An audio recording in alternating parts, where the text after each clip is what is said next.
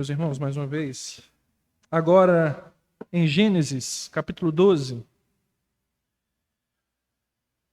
livro de Gênesis, capítulo 12.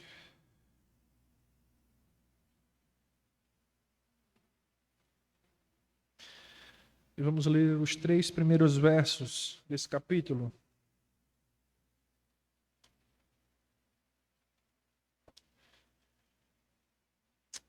Amém? Ora disse o Senhor a Abrão: sai da tua terra, da tua parentela e da casa do teu pai, e vai para a terra que te mostrarei. De ti farei uma grande nação, e te abençoarei, e te engrandecerei o nome. Sê tu uma bênção. Abençoarei os que te abençoarem, e amaldiçoarei os que te amaldiçoarem. Em ti serão benditas todas as famílias da terra. Esse é o nosso texto, meus irmãos. Oremos mais uma vez.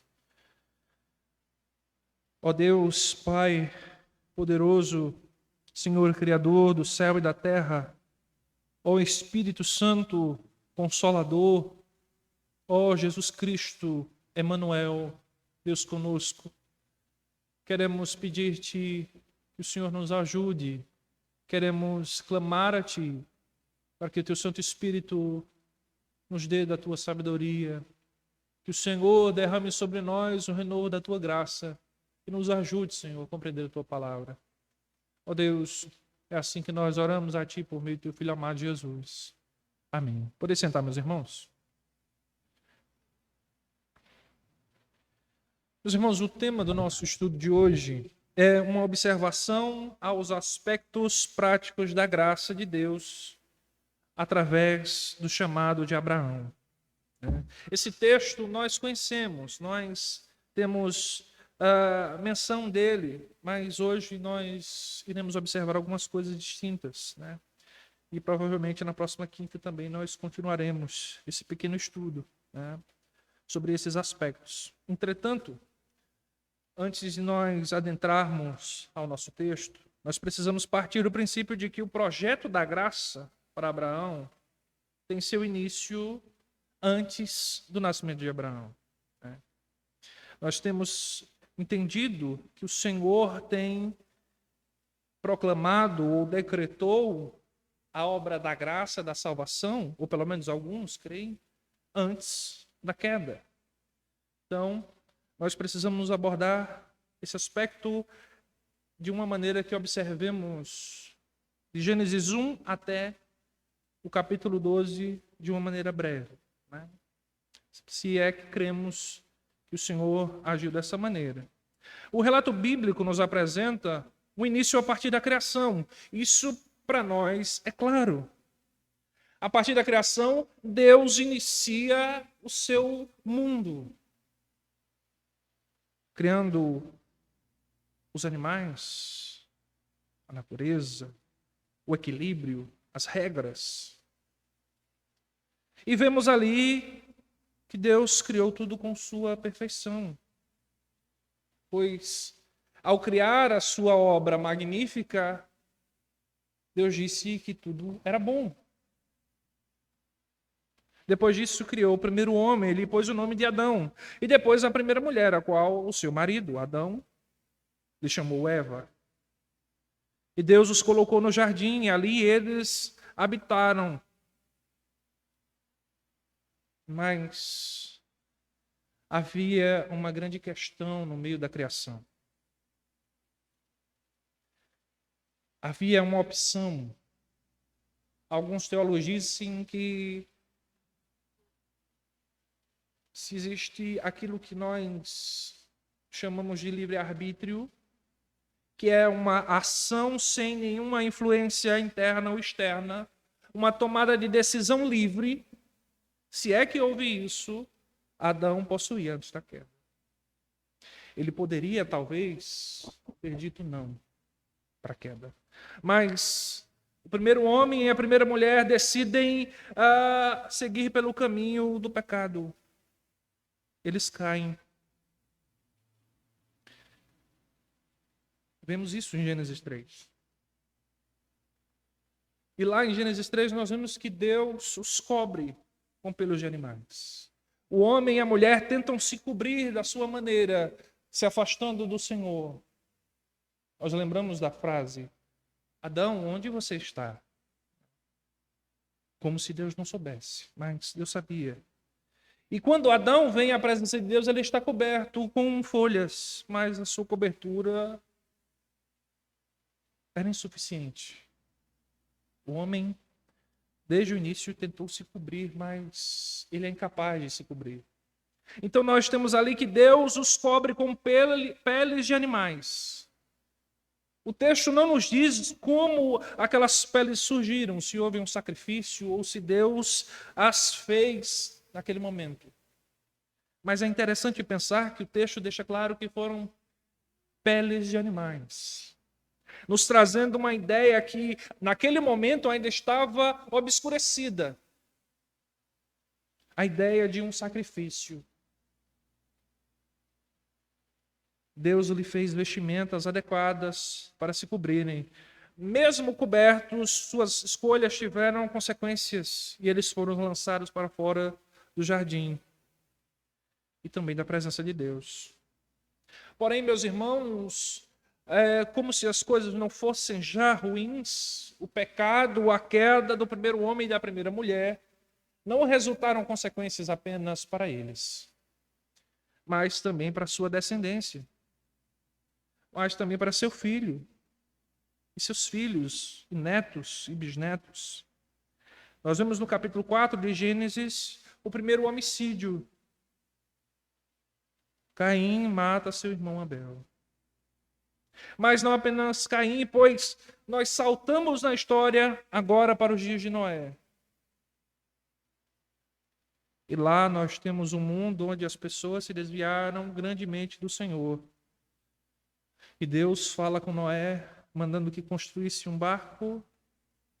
A arca era a salvação para Noé e sua família. Os que ficaram de fora pereceram. Os que estavam dentro foram salvos, viveram. E daqueles remanescentes nós sabemos a história. Entre os capítulos 6 e 10. As pessoas e os animais daquela arca repovoaram a terra. E o Senhor faz uma aliança com Noé, dizendo: nunca mais destruirei a terra por meio da água. E o símbolo deste pacto foi um arco-íris no céu. Infelizmente, nós crentes, uma aspas aqui, nós crentes não podemos usar muito bem este símbolo. Infelizmente, esse símbolo nos foi tomado. Hoje é meio estranho, né? Mas é um símbolo da aliança do Senhor. Todas as vezes que olhamos para o céu, em dias meio chuvosos, e vemos lá do alto um arco-íris, nós devemos nos lembrar que aquele é o símbolo da aliança. Aquele é um dos símbolos que o Senhor ergueu como símbolo do seu pacto. Mas mesmo depois do dilúvio, mesmo depois da terra passando a ser renovada pela família de Noé e a sua descendência, as pessoas continuaram a se desviar de Deus. Acreditavam em si mesmas, não no Senhor. E por isso, no capítulo 11 de Gênesis, nós temos a construção da Torre de Babel. E o Senhor abomina aquela criação e Deus confunde as línguas e espalha os povos. Aqueles que eram uma única e sustentável nação passam a ser povos separados e distintos que não conseguiam mais se comunicar.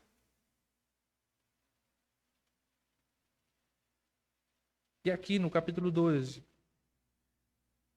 nós conhecemos, na verdade, a partir do verso 10, com a descendência de Sem, pois é daqui que Arão irá surgir, ou melhor, Abraão, ou Abrão. E a partir do verso 10 nós vemos essa descendência sendo relatada.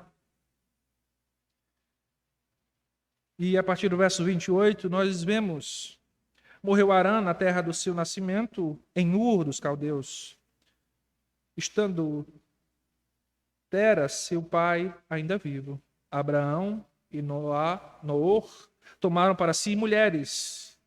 A de Abraão chamava-se Sarai, e de Naor, Milca, filha de Arã, que foi pai de Milca e de Isca. Sarai era estéril e não tinha filhos. E aqui nós vemos o início da trajetória da descendência, onde um homem chamado Abrão surge. E a partir do verso 12, meus irmãos, nós temos esse relato, onde o Senhor fala com este jovem, de 75 anos. O Senhor escolheu uma pessoa dentre esses povos para falar de maneira clara. E vejam, aqui não há profetas introduzindo, mas o próprio Senhor falando de maneira direta. E a partir desse chamamento, dessa vocação, Abrão segue o Senhor. Ele passa a agir de acordo com essa crença. E a partir daí ele deveria deixar seus parentes, seus pais e seguir para um lugar que Deus providenciaria. Crendo ele partiria. Se Abraão cresce na mensagem do Senhor, ele deveria abandonar tudo e seguir a Deus, para tomar posse das promessas do Senhor.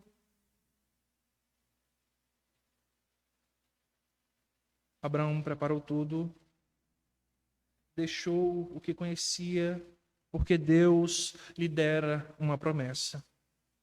E em primeiro lugar, meus irmãos, o que podemos observar com esse chamado é que assim como Abraão inicia sua jornada com a graça de Deus, começando com uma vocação, um chamado, Deus também nos chama. Deus também tem nos chamado a segui-lo. Ainda que a sua voz pareça distante para alguns, como o som de um trem que ainda está distante, ainda assim o Senhor tem nos chamado. A graça de Deus está sendo derramada sobre todos os povos. A palavra do Senhor está sendo apresentada a várias nações.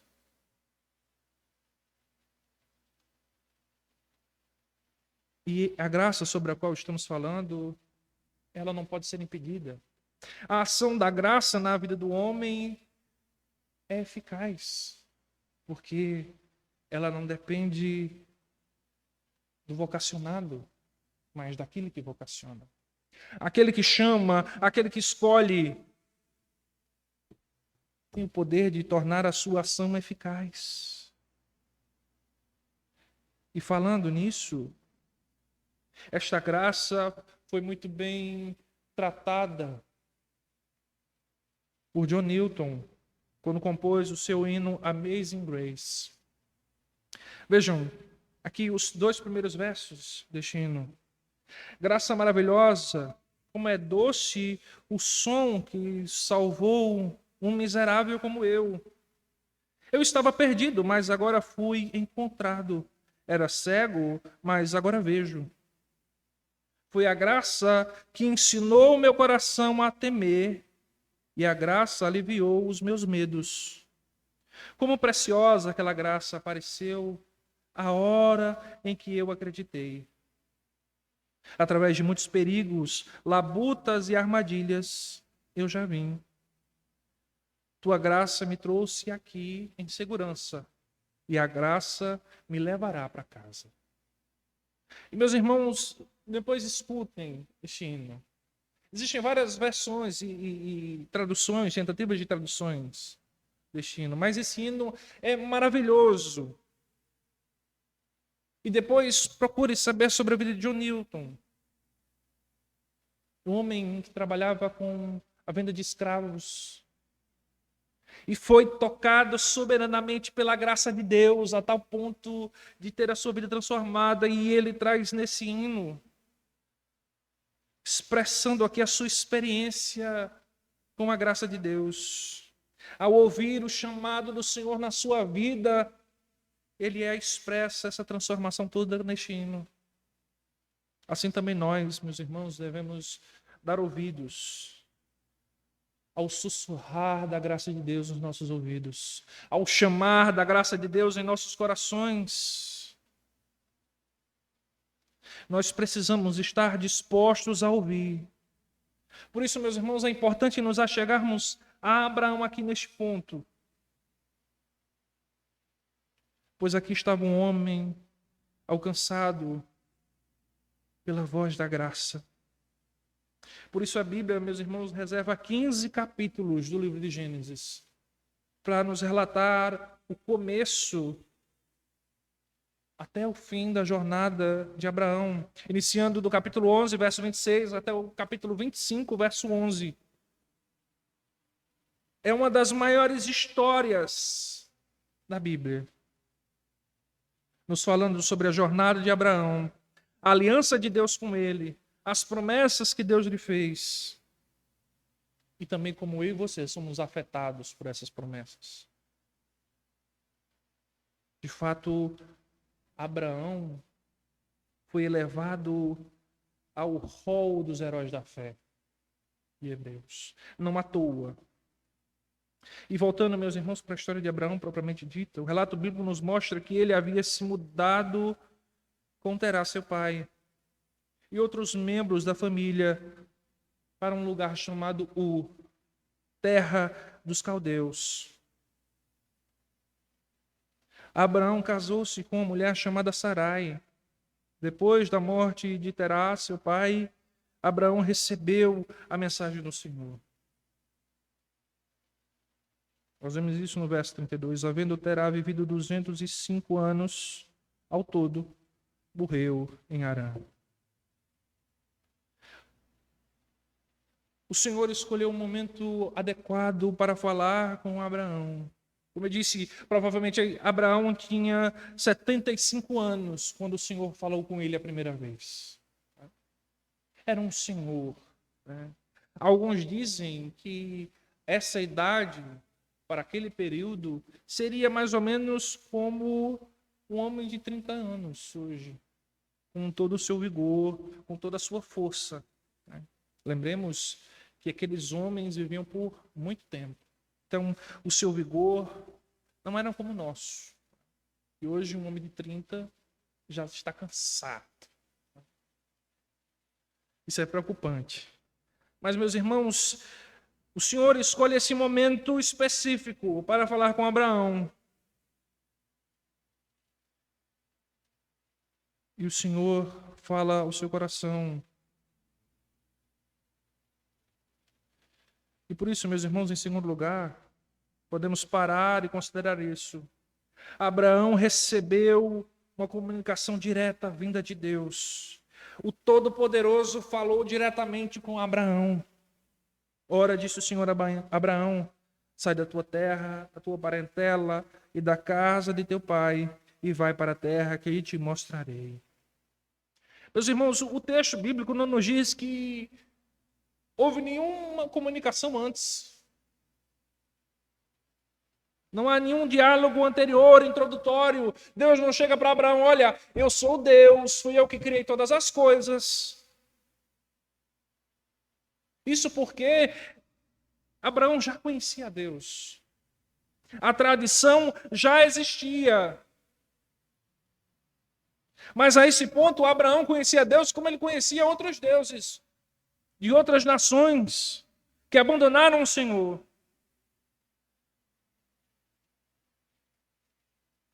Mas Abraão conhecia esse Deus.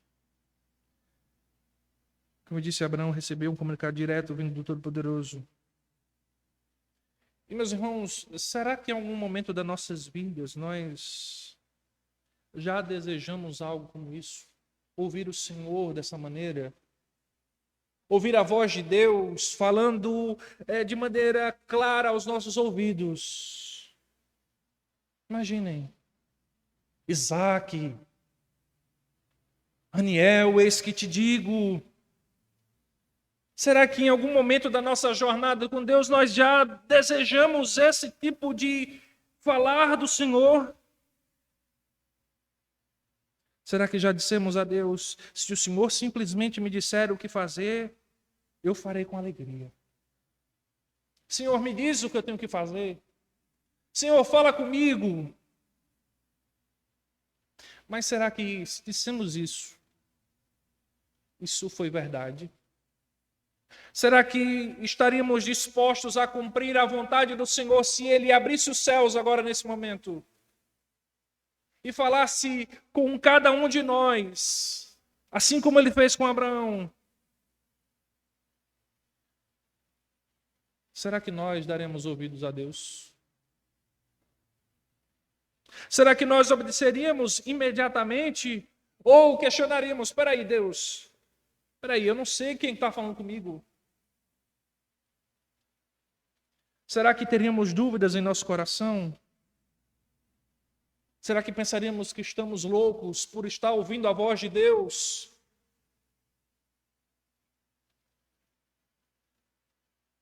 Se Deus falasse com você agora, se você agora, nesse momento, ouvisse a voz do Senhor, será que você estaria disposto a obedecê-lo? Entretanto, meus irmãos, a verdade é que nós não precisamos ouvir a voz de Deus bradando nos céus, pois Deus já falou. Deus já falou. Deus está falando agora. Quando nós lemos a Bíblia, Deus está falando com você. Talvez não da maneira como Abraão ouviu, como Noé ouviu, como os profetas ouviram, de maneira audível, mas por meio da sua palavra. Por isso, meus irmãos, a nossa questão a lermos esse texto não é se Deus irá falar. Não é se Deus falará ao meu coração, dizendo, olha, Miriam, eu vou te mandar para as nações. Olha, Miriam, arrepende dos teus pecados. Edicleito, te prostra, te arrepende. A questão não é essa. A questão é se estaremos dispostos a ouvir e obedecer à voz do Senhor. Quando nós lemos a palavra de Deus, meus irmãos, nós estamos lendo dispostos a termos de obedecê-la integralmente. Quando você lê a palavra de Deus e você escuta a voz de Deus falando aqui nessa palavra, nessa Bíblia, o seu coração está pronto a obedecê-lo? Ou há resistências em seu coração? Ou nós resistimos? Vemos aqui que Abraão estava disposto. Veja o texto. E disse o Senhor a Abraão, sai da tua terra, da tua parentela, da tua casa, e teu pai, e vai para a terra que eu te mostrarei. O verso 4 diz, partiu, pois, Abraão. Logo após o Senhor finalizar a sua palavra, Abraão parte. Sem discussões, sem interrompimentos, sem dúvidas. A mensagem do Senhor é bem direta para Abraão. Deixa tudo que você tem, tudo que você conhece, as pessoas que falam teu idioma, seus costumes, aqueles parentes que estão próximos de você e te ajudam. Simplesmente junte, empacote suas coisas e saia.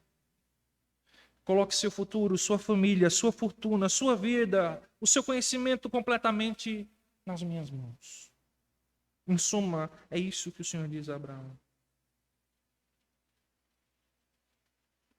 Sai da tua casa e vai para uma terra que eu te mostrarei.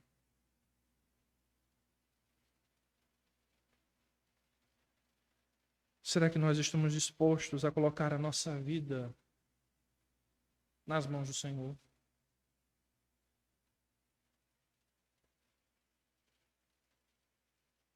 Será que nós estamos dispostos a colocar o nosso futuro, a nossa família, os nossos bens, a nossa vida nas mãos de Deus? E para piorar, meus irmãos, a mensagem de Deus a Abraão não está completa. Deus não disse a Abraão: olha, Abraão, eu vou te mandar para uma terra assim, uma terra boa, vai ter muitas alegrias, vai ter dificuldade. Não, Deus apenas diz: olha, vai, sai da tua casa e vai para uma terra que eu vou te mostrar. O Senhor não disse o destino final. Pode ser um lugar maravilhoso, pode ser um deserto. E diante dessa mensagem, Abraão só tem um único dever: confiar em Deus. O único dever na vida daqueles que recebem a graça de Deus, meus irmãos, é confiar inteiramente, integralmente no Senhor. Não há outra possibilidade. Não importa para onde iremos, se confiarmos no Senhor, Ele estará do nosso lado. O texto diz: eu te mostrarei.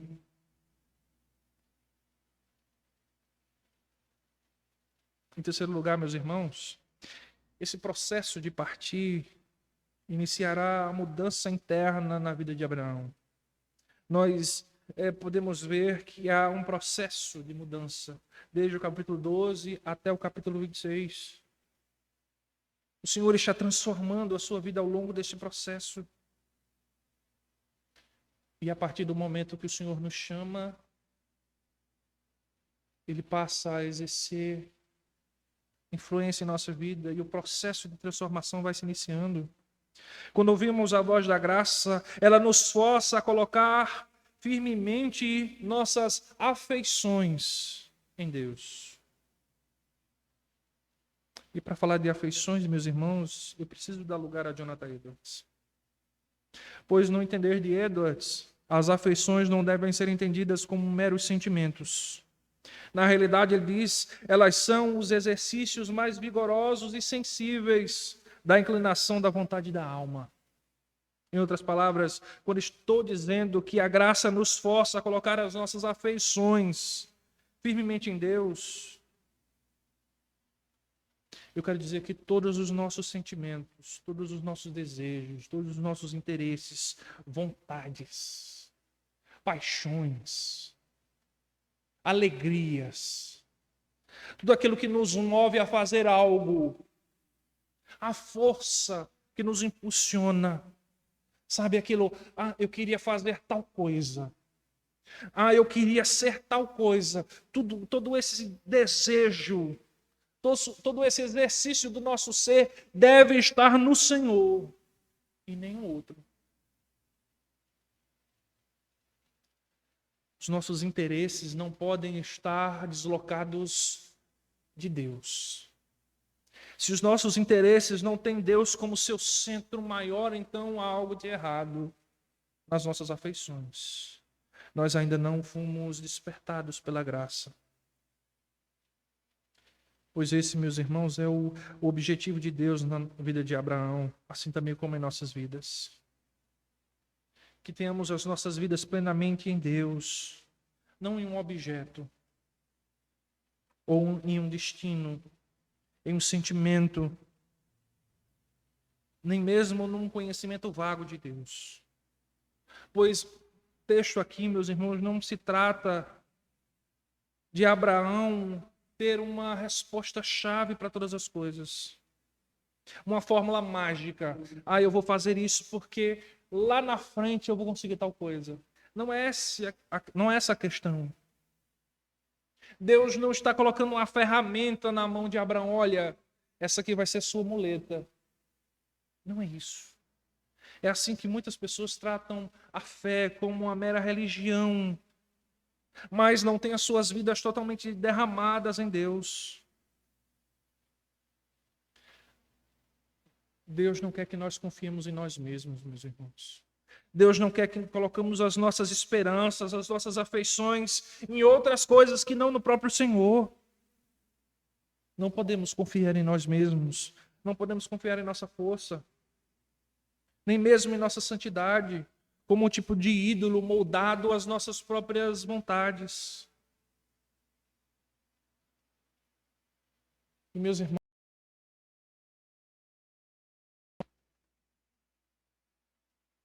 moldado ídolos para adorar.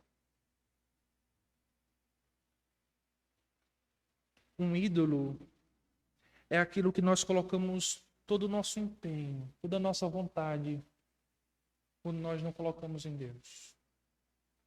Esse é o ídolo.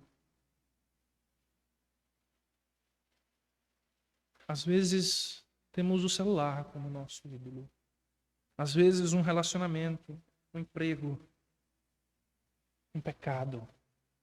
Nós mesmos. A nossa própria aparência refletida no espelho pode ser o nosso ídolo. O aspecto da nossa vida religiosa talvez seja o nosso ídolo. Ah, eu já sou crente. Eu já sou crente há 10 anos, eu não preciso mais crescer, eu já cresci o suficiente. Isso pode ser um ídolo. Muitas vezes moldamos ídolos com as nossas próprias mãos. Algo que podemos invocar em nossa mente. Por isso, meus irmãos, nós devemos querer a Deus e a nenhum outro.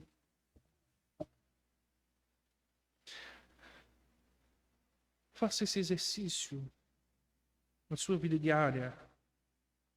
Se os seus empenhos, os seus esforços, a sua luta é por qualquer outra coisa que não Deus, provavelmente você tem um ídolo. Provavelmente você tem um ídolo em suas mãos. Pois é isso, meus irmãos, que é fé. E, meus irmãos, aqueles que colocam a sua fé em Deus receberão dele uma inesperável graça. Uma graça tão explosiva em nossas vidas. Mas esse não foi o fim da comunicação celestial, da mensagem de Deus. Deus prosseguiu e apresentou a segunda metade da sua mensagem. Verso 2 e 3. De ti farei uma grande nação e te abençoarei. E te engrandecerei o nome, se tu uma bênção. Abençoarei os que te abençoarem, amaldiçoarei os que te amaldiçoarem. Em ti serão benditas todas as famílias da terra. Paremos para analisar esse texto. Deus diz a Abraão que ele precisa deixar tudo. Casa, bens.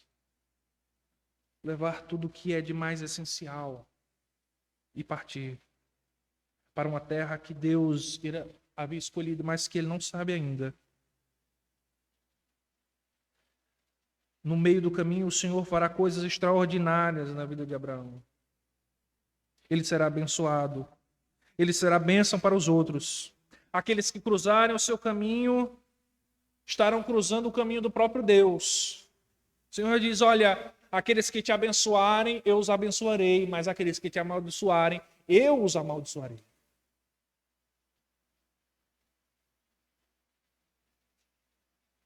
Em outras palavras, meus irmãos, a promessa do Senhor envolve uma relação pactual. Ou seja, Deus está dizendo, olha, eu estarei com você. Se te maltratarem, eu os maltratarei. Se abençoarem você, eu os abençoarei. Eu estarei com você.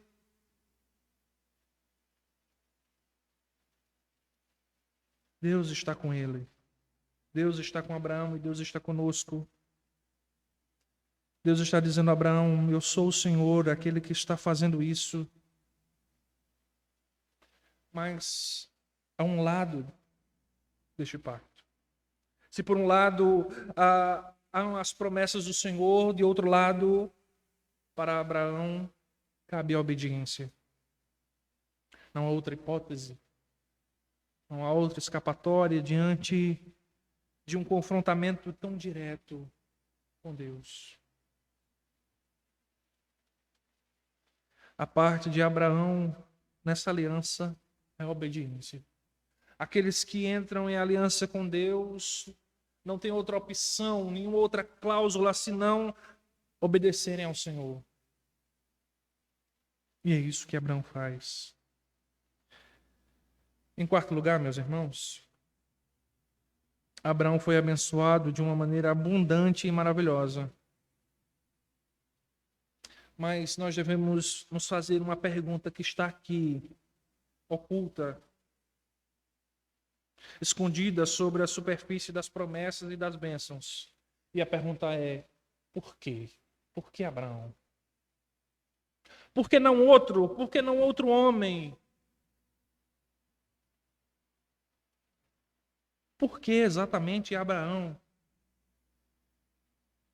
Porque Deus lhe privilegiou desta maneira.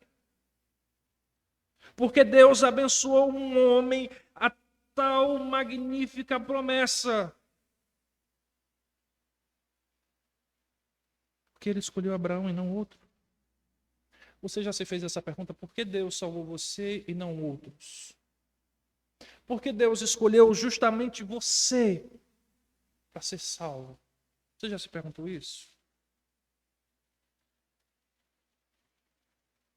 Porque Deus estava pensando em Abraão.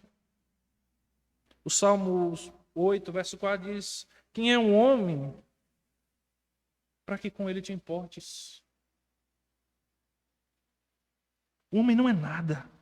Um ser pecador, indigno de um relacionamento com Deus, que dirá um relacionamento tão íntimo e direto. E a resposta, meus irmãos, não é porque Abraão era a pessoa especial, o homem forte, de fé, que Deus sabia que Abraão iria cumprir todas as suas vontades de maneira fiel e perfeita, porque Abraão não era perfeito. Ele cometeu erros e muitos erros. Abraão foi falho e falível. Meus irmãos, Abraão sequer pode ser usado como exemplo para as crianças na escola dominical, quando queremos ensiná-las a serem honestas.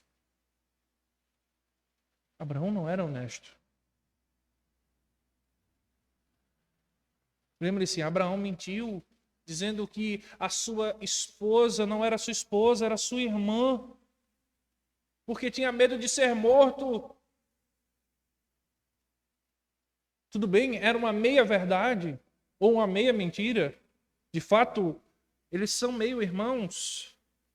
Mas ele omitiu o essencial para se preservar. E como um homem desse pode ser escolhido por Deus para ser aquele que seria exemplo de fé para outros?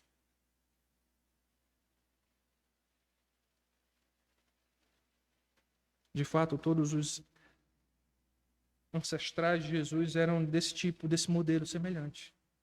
Eles cometeram milhares de erros. Erros tremendos. Se nós olharmos a genealogia de Jesus, nós vamos ver homens e mulheres terríveis, que nos fazem pensar, meu Deus, como Deus escolheu esses homens e essas mulheres para serem aqueles que seguiriam a linhagem do Cristo.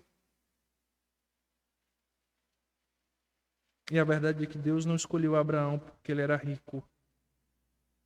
Deus não precisa de riquezas. Ele é o dono de tudo. Então, qual é a resposta? Por que Deus escolheu Abraão? E essa resposta, meus irmãos, não pode ser encontrada de uma maneira tão fácil. A resposta só pode ser encontrada na misericórdia da graça de Deus, seu favor imerecido e ilimitado que foi derramado sobre a vida dos homens. Por que Deus escolheu você e não outro? Não é porque você é o melhor homem, a melhor mulher dessa terra, a melhor esposo, o melhor marido, o melhor filho. Não. Não é porque você toca bem. Não é porque Deus sabia que lá na frente você iria crer.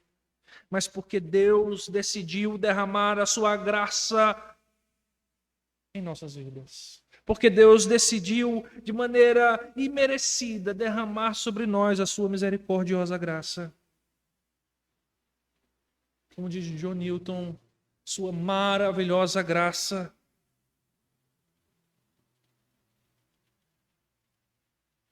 Aquele homem foi despertado pela graça de Deus.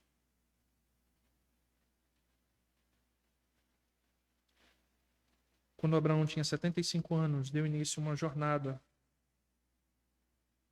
Ele ouviu a voz de Deus e seguiu. A sua fé afetou as suas ações. Sobre ele foi-lhe dado crédito, não por suas próprias ações, pelos seus méritos, pelos seus valores, mas porque Deus decidiu ser gracioso para com Abraão.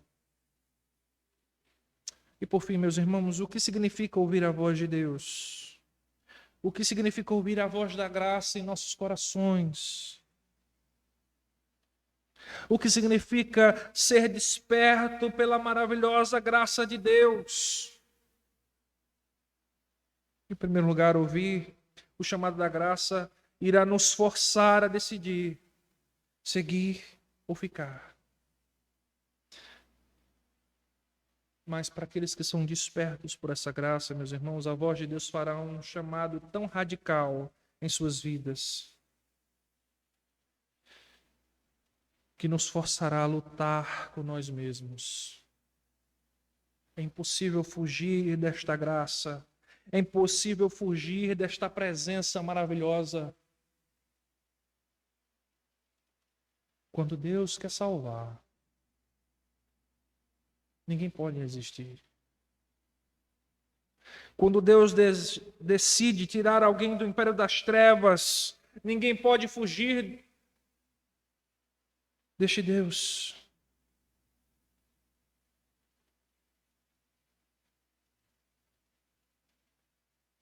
Alguns teólogos chamam Deus de o cão de caça.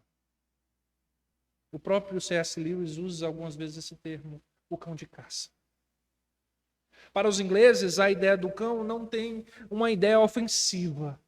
Mas, ao dizer que Deus é como um cão de caça, estão dizendo, meus irmãos, que Deus é aquele que investe sem desistir do seu alvo. Que Deus é aquele que persegue o seu alvo até finalmente dominá-lo. Para quem não conhece a biografia de C.S. Lewis, ele nasceu num lar cristão. Mas depois da morte da sua mãe, da sua querida mãe, ele passa a questionar Deus. E passa a ser um ateu defensor do ateísmo. Um defensor da fé ateia. E nós encontramos muitos escritos de Lewis sobre o ateísmo. Até que na faculdade, enquanto ele dava aula, ele conhece alguns homens cristãos. E ele diz na sua biografia que ele se sentiu perseguido por Deus. Aonde ele ia, Deus estava. Se ele se trancasse no quarto, ele sentia uma presença que o perseguia, que o constrangia. Até que finalmente ele desistiu. E se entregou aos pés do Senhor. Quando Deus decide fazer algo, Ele certamente fará. E ninguém há de impedi-lo. Os seguidores de Jesus tiveram a mesma experiência. Ele lhes trouxe muitas perguntas, porque eles perceberam que o chamado de Jesus para a vida deles não era algo superficial, mas algo profundo. Jesus não queria que eles simplesmente aderissem a uma lista de regras e regulamentos, porque era justamente isso que os líderes religiosos faziam. Ele não queria só meras devoções diárias e comparecimentos a um serviço religioso. Jesus não queria que os seus discípulos fossem meros religiosos, cumpridores de tabela. Hoje eu preciso fazer o meu culto. Hoje eu preciso prestar a minha parte. Ele não queria isso. Ele não queria tornar os seus seguidores melhores, mas ele queria transformá-los através do processo da graça. O mesmo processo que está acontecendo aqui com Abraão, quando ele ouve a voz do Senhor. Jesus quer nos transformar, meus irmãos, a algo muito além de seres religiosos. Nós não podemos ser aquele que simplesmente cumprem as tabelas.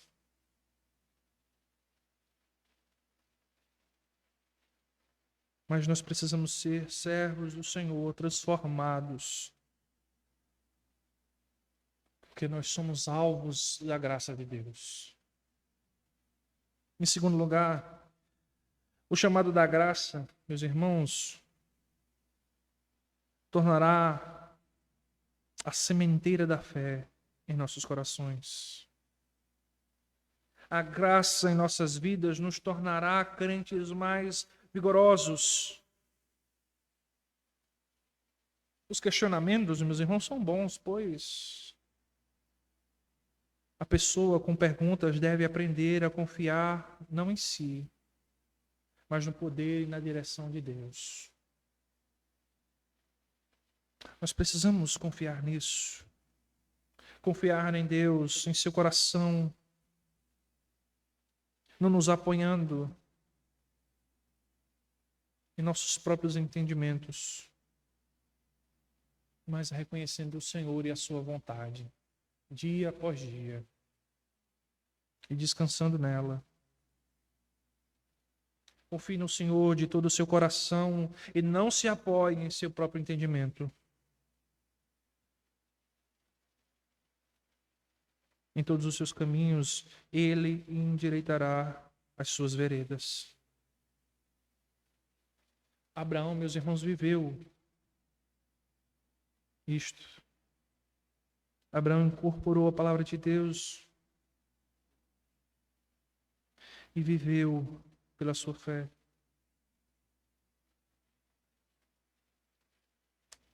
E por fim, em terceiro lugar,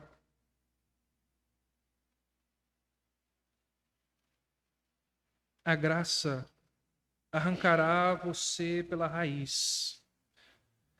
A graça irá relocar o seu coração. A graça nos levará para tão longe, mas sempre na direção de Deus. E quando isso acontecer, meus irmãos, se é que isso já não está acontecendo, nós não nos importaremos em deixar casa, bens, família, para seguirmos a Jesus. A graça nos arrancará de dentro para fora. Não haverá nada mais precioso do que o nosso bom Deus. Não haverá mais nada desejoso quanto o nosso bom Deus. Não haverá nada mais tão prazeroso quanto o nosso bom Deus.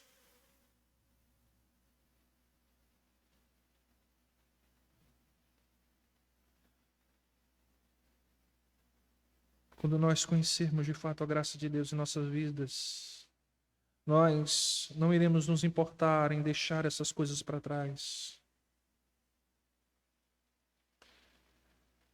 A graça nos libera e lança uma visão para nossas vidas, das quais nós jamais poderíamos prever. Pois a graça de Deus nos transforma. Essa transformação, meus irmãos, é uma transformação de transfusão santa em nossas vidas, onde nós abandonamos o velho homem, abandonamos quem nós éramos para viver uma nova vida com Deus.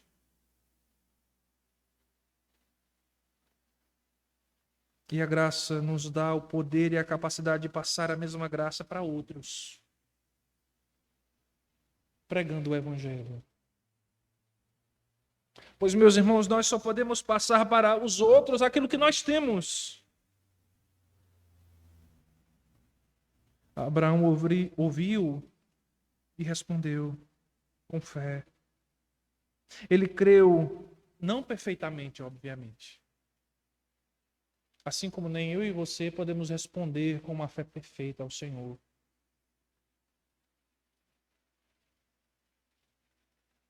Abraão, ao longo da sua jornada com Deus, vai tentar algumas vezes assumir o controle da situação. Mas a questão final para nós, meus irmãos, nós estamos prontos para essa categoria de graça. Nós estamos prontos para sermos inundados e transformados por essa graça.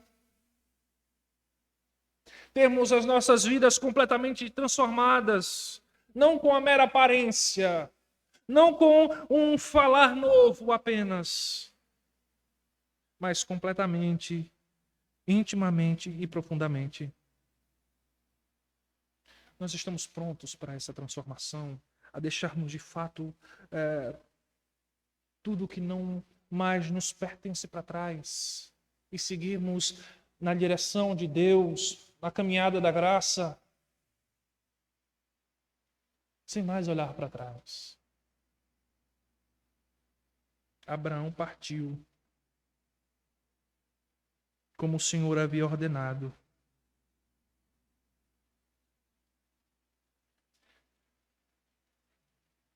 Precisamos ouvir a voz da graça, ainda que o Senhor nos leve e nos tire tudo. Ainda que o Senhor nos faça caminhar por 1000 quilômetros ou mais, assim como Abraão seguiu em direção a uma terra que ele não conhecia, para receber aquilo que o seu Senhor havia lhe prometido. Amém, meus irmãos? Vamos ficar de pé?